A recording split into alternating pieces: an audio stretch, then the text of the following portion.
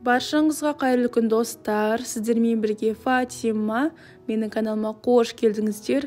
Қазіргі таңда хит болып жатқан өте пайдалы әрі жасалу жолы оңай, тез жасалынатын және де дәрумендерге толы пайдалы руккола салатын жасайтын боламыз. Ал ендеше ол үшін бізге руккола жапырағының аяқ жағын кесіп тастаймыз.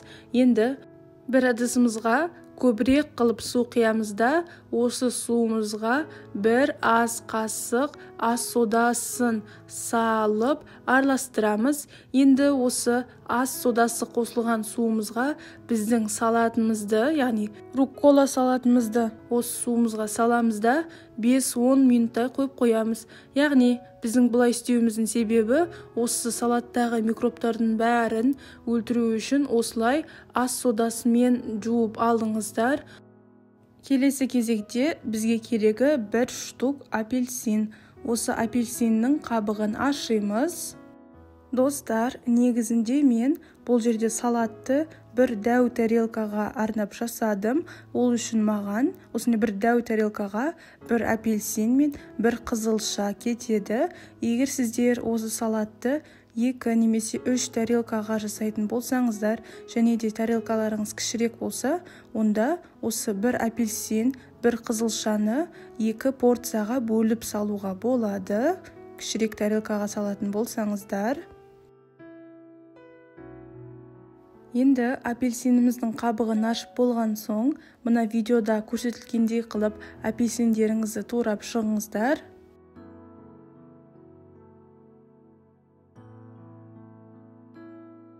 Апельсинімізді турап болған соң, келесі кезекте бізге керегі қызылша.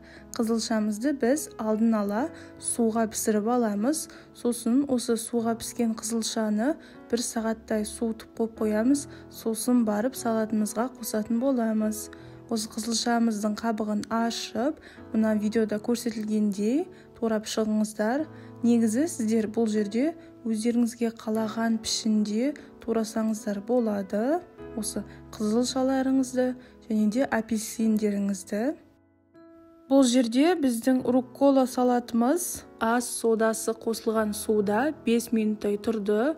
Қараңыздар достар, біздің суымыз өте қап-қара, яғни кір су шығып тұр. Енді осы салатты 5-6 рет таза суға әбден сіздердің салаттарыңыз тазарғанша жуып алыңыздар.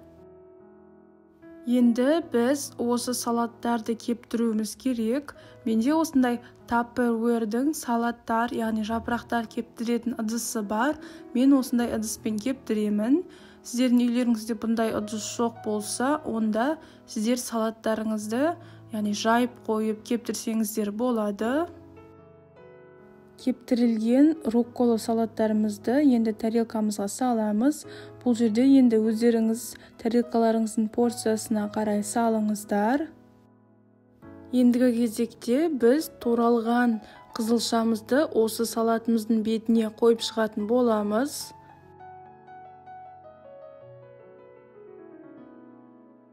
Қызылшамызды қойып болған соң, енді біз туралған апельсиндарымызды қойып шығатын боламыз.